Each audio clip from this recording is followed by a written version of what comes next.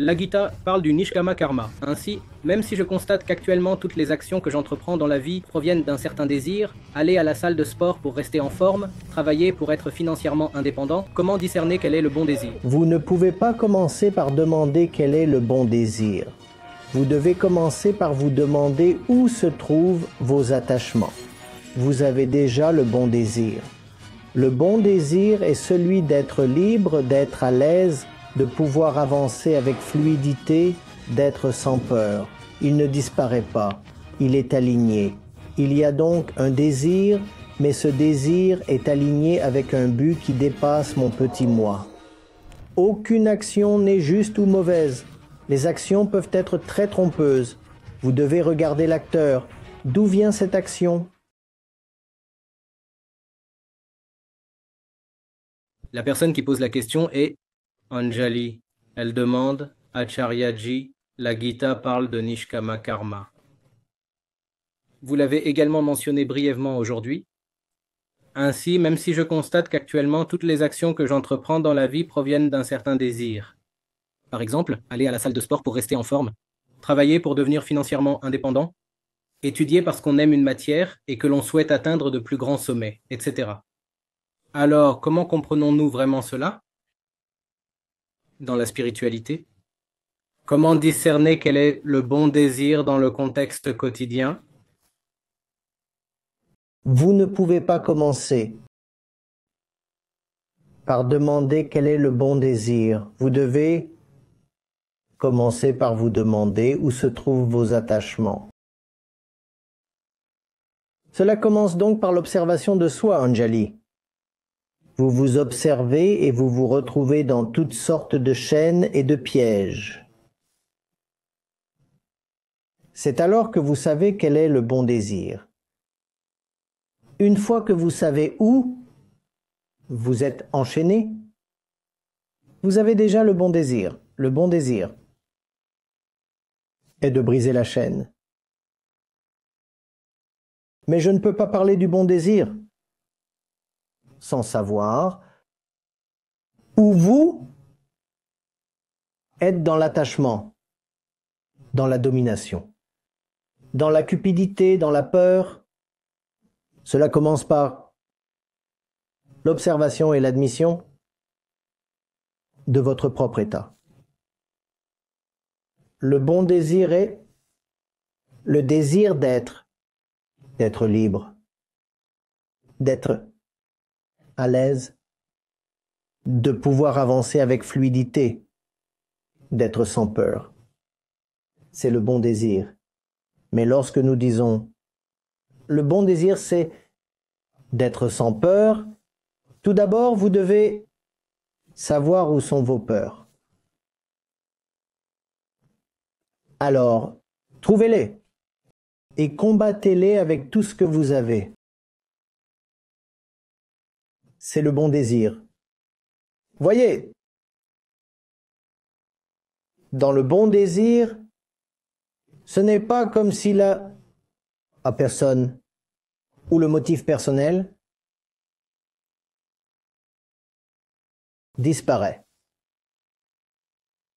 Il est très important de le comprendre. Il ne disparaît pas, il est aligné. Il ne disparaît pas. Il s'aligne avec quelque chose qui va au-delà de vous. Le désir de la personne s'aligne avec un but qui dépasse la personne. Pensez à un vaste champ de bataille, n'est-ce pas? Et vous avez un grand nombre de soldats qui combattent l'ennemi. Et je l'appelle, disons, le Dharma-yudh, la bonne bataille. Vous êtes peut-être l'un de ces soldats. Ce soldat n'est probablement engagé qu'avec 1 ou 2 soldats ennemis. Combien de soldats ennemis? Voyez-vous et vous engagez-vous, peut-être seulement 1 ou 2. Et ces 1 ou 2 soldats sont en ce moment votre bataille personnelle, vos adversaires personnels, n'est-ce pas? C'est une affaire personnelle. Il y a cette personne devant moi et je dois la battre. Mais cet objectif personnel est aligné avec une bataille au-delà de la personne. Vous comprenez? Donc, tandis que vous combattez une bataille personnelle, apparemment, pourtant cette bataille n'est pas vraiment personnelle. Car la guerre a un but plus grand. Sinon, vous pouvez regarder n'importe quel soldat et dire « Eh bien, vous devriez être sans désir », parce que le Dharma Yud consiste également à être Nishkam. Alors pourquoi êtes-vous si excité à l'idée de battre votre adversaire? Vous devriez être sans désir. Pourquoi avez-vous le désir de vaincre votre ennemi? Donc, il y a un désir, mais ce désir est aligné avec un but qui va au-delà de mon petit soi. Et c'est ce qu'on appelle la soumission. J'ai abandonné mon désir à un objectif plus grand. Ce qui ne signifie pas que je n'ai plus de désir. J'ai un désir, mais c'est un désir aligné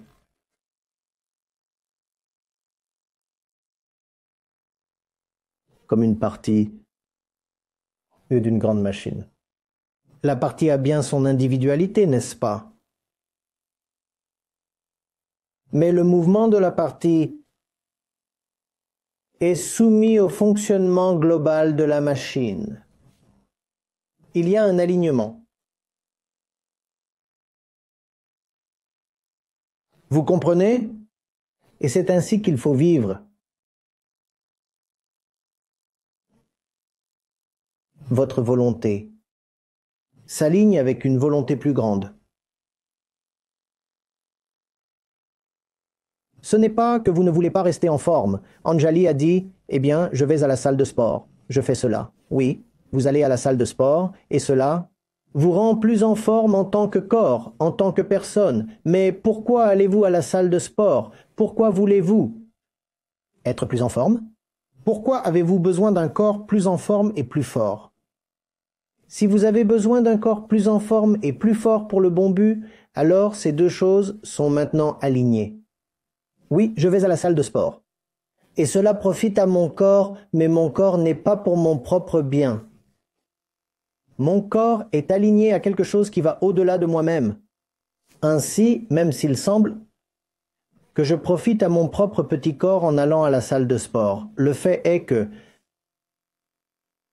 ma forme ou ma force sont au service d'un objectif plus grand. Et cela me permet d'être dans une position très agréable, vous voyez? Je n'ai pas besoin de laisser tomber le corps. En fait, j'ai toute l'incitation à garder le corps. Fort en forme, agile, mais pas pour moi-même. Pas pour moi-même. Ainsi, vous pouvez avoir un Nishkama Karma Yogi à la salle de sport. Et vous pouvez aussi avoir un simple citoyen à la salle de sport. Et ils peuvent tous deux sembler s'entraîner avec la même intensité. Mais ne vous fiez jamais aux actions. Les actions. Les actions. Vous devez regarder à quoi sert cette action. Vous devez regarder l'état de l'acteur. L'un d'eux construit son corps pour paraître plus sexy et attirer l'attention. Et l'autre développe son corps pour que ce corps puisse être utilisé comme une meilleure arme dans la bonne bataille. Et ils s'entraînent tous les deux, côte à côte. Extérieurement, lorsque vous les regardez, vous ne trouverez peut-être pas grande différence. Vous direz, regardez celui-ci, regardez celui-là. Ils font à peu près la même chose. Ils font la même chose. extérieurement. Extérieurement, à l'intérieur, elles sont très différentes. L'une consiste à construire le corps pour lui-même, l'autre construit le corps pour l'abandonner à une bataille plus vaste. Cet alignement. Cet alignement est l'abandon. L'abandon ne signifie pas que vous allez laisser le corps quelque part. Et dire non, j'ai abandonné mon corps. Pourquoi devrais-je nourrir le corps? Pourquoi devrais-je nettoyer le corps? Pourquoi devrais-je exercer le corps? Non. Le corps est là. Mais maintenant, le corps n'existe plus pour servir mes jolis objectifs et mes petits désirs. Je deviens en quelque sorte un fiduciaire du corps. Il y a ce corps. Et ce corps, c'est une chose de la soumission. Ce corps est au service de quelque chose de bien plus grand que mon ego.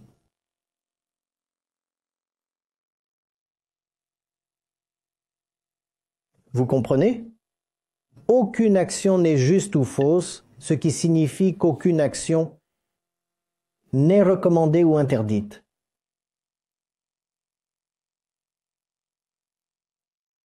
Prescrite ou proscrite. Les actions peuvent être très trompeuses. Gardez à l'esprit, vous devez regarder l'acteur, d'où vient cette action. L'histoire humaine regorge d'exemples où des grandes personnes ont été ostracisées et calomniées, juste parce que nous avons regardé leurs actions. Et nous n'avions pas les yeux pour regarder le faiseur.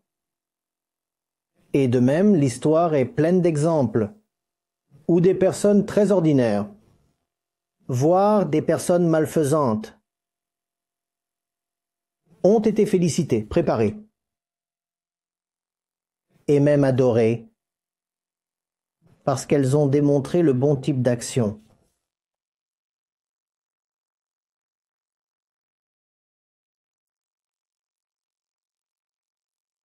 Un homme avec beaucoup d'argent peut être altruiste si cet argent est destiné à un objectif. Et même un mendiant peut être malfaisant, s'il mendie juste pour son propre bien. Demain, je mendierai à nouveau et nourrirai mon estomac, et c'est tout.